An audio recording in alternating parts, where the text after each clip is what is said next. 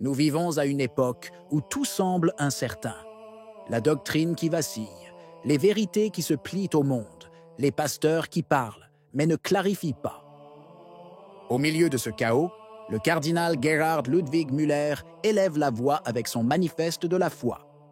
5 vérités, claires et inexorables, qui rappellent à chacun de nous le destin éternel qui nous attend. Lisez jusqu'au bout, car ces mots ne sont pas des opinions. Ils sont un jugement qui nous concerne tous, aujourd'hui et pour toujours. Dans le climat actuel, l'Église apparaît enveloppée d'un épais voile d'ambiguïté. Les mots se multiplient, mais éclairent rarement. Les documents se succèdent, mais ils embrouillent plus souvent qu'ils n'éclairent. Les ouvertures indéfinies vers l'esprit du monde ont généré d'innombrables incertitudes parmi les fidèles, contraints de se demander si la vérité catholique est toujours proclamée avec la même clarté que par le passé. Dans ce scénario de désorientation, où beaucoup semblent perdre la référence solide de la doctrine, la tradition nous rappelle que les réponses ont déjà été données et n'ont pas besoin d'être réinventées. C'est dans cette perspective qu'en février 2019, le cardinal Gerhard Ludwig Müller a rompu le silence en publiant son manifeste de la foi, un texte qui a secoué les consciences et ramené au centre les fondements immuables du catholicisme. Il ne s'agit pas d'un commentaire occasionnel, mais d'un document qui se veut une boussole, adressé aux évêques, aux prêtres et aux fidèles perdus face à une ambiguïté généralisée. Le langage est direct et sans équivoque, non pas des opinions nouvelles, mais le cœur même du catéchisme. Non pas des concessions au monde, mais la réaffirmation de ce que l'Église a toujours tenu pour une vérité immuable. Le manifeste se présente ainsi comme un acte de clarté, une réponse à ceux qui réclament encore des certitudes à une époque où même les voix des bergers semblent hésitantes. Le manifeste de la foi s'appuie sur 5 piliers, 5 vérités que le cardinal Müller a voulu rappeler avec force pour dissiper l'ambiguïté et ramener l'Église au cœur de son message. Premier point, le Christ, vrai Dieu et vrai homme. Le manifeste commence par la source de toute vérité, Jésus-Christ. Non pas un maître de morale à adapter aux besoins du temps, ni un prophète à placer aux côtés d'autres fondateurs de religion, mais le Fils de Dieu fait chair, vrai Dieu et vrai homme, seul sauveur du monde. À une époque marquée par le relativisme et la réduction de l'Évangile à un message éthique, Müller met en garde contre la tentation de vider la foi de son noyau christologique. Ses paroles sont claires. Nous devons résister fermement à un retour aux anciennes hérésies qui présentent Jésus-Christ seulement comme un homme de bien, un prophète ou un moraliste. Une phrase qui ne laisse aucune place aux interprétations complaisantes. Celui qui réduit le Christ à un simple exemple moral trahit l'essence même du christianisme.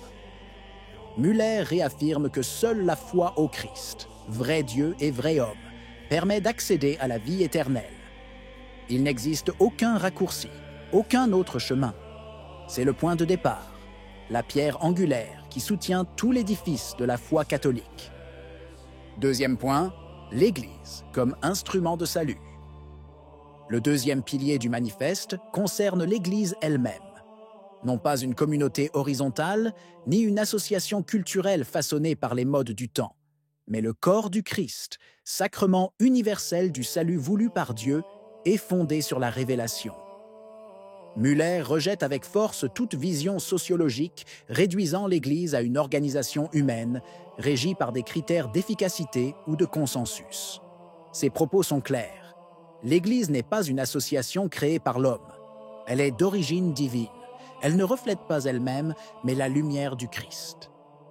Cette affirmation marque une limite claire. L'Église ne peut se réinventer au gré des pressions culturelles ou politiques, car sa nature ne vient pas d'en bas, mais d'en haut. Elle est un signe visible d'une réalité invisible, un instrument choisi par Dieu pour communiquer la grâce et la vérité. Troisième point, les sacrements, en particulier l'Eucharistie et la confession. Non pas de vains symboles, mais des moyens concrets de grâce. Müller a rappelé que ceux qui ont conscience d'un péché grave doivent recevoir le sacrement de la réconciliation avant de communier. et que la communion est impossible sans la pleine communion avec l'Église. Un rejet de toute réduction de l'Eucharistie à un geste social d'inclusion. 4e point, la loi morale. Le 4e pilier du manifeste concerne la loi morale, qui n'est pas une construction humaine ou une convention historique, mais l'expression de la vérité de Dieu et de la loi naturelle inscrite dans le cœur de chaque homme.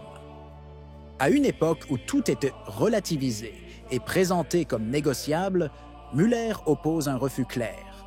La morale ne peut se plier au consensus social ni être reformulée selon les modes du moment. Ces mots sont sans équivoque. La loi morale ne peut être relativisée. 5e point, les dernières choses, la mort, le jugement, le paradis et l'enfer. Le 5e pilier du manifeste aborde le sujet que de nombreux pasteurs évitent aujourd'hui, comme s'il était embarrassant, les dernières choses. La mort, le jugement, le paradis et l'enfer ne font pas partie du langage symbolique du passé, mais sont des réalités concrètes et incontournables qui attendent chaque homme. Müller les rappelle avec un ton sérieux et réaliste, rappelant que le message chrétien n'est pas complet s'il reste muet sur les vérités ultimes.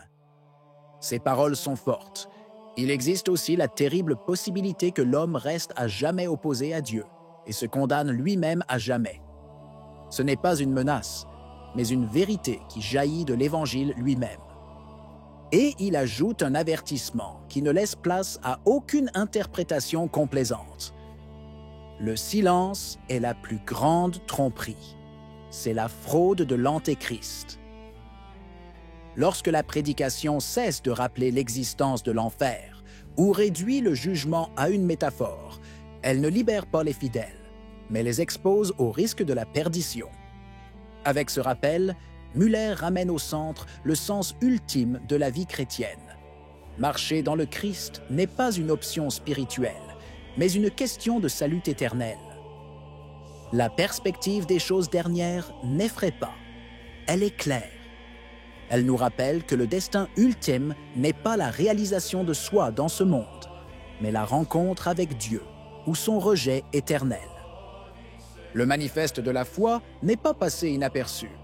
Pour beaucoup, il a représenté un phare de clarté au milieu du brouillard d'un langage ecclésiastique de plus en plus allusif et complaisant. Pour d'autres, cela a été interprété comme un défi, une position à contre-courant qui semblait vouloir corriger les silences et les ambiguïtés de l'époque. Les réactions furent immédiates. Les milieux progressistes accusèrent Müller d'attiser les divisions, de diffuser des demi-vérités et même de s'opposer au pape. Le cardinal Walter Casper, parmi les premiers à critiquer le document, l'a qualifié de texte capable de générer de la confusion, mais cette même véhémence a confirmé que le manifeste avait touché une corde sensible. Au-delà des controverses, des millions de fidèles y ont vu un rappel salutaire, un acte de courage qui a donné voix au catéchisme, ramenant au centre ce que l'Église avait fermement gardé pendant des siècles. Müller lui-même a précisé qu'il ne s'agissait pas d'une attaque contre qui que ce soit, mais d'un devoir. C'est la tâche propre des pasteurs de guider ceux qui leur sont confiés sur le chemin du salut. Par ces mots, le cardinal a placé chaque évêque et chaque prêtre devant la responsabilité de proclamer la foi dans son intégralité, sans omission ni déformation.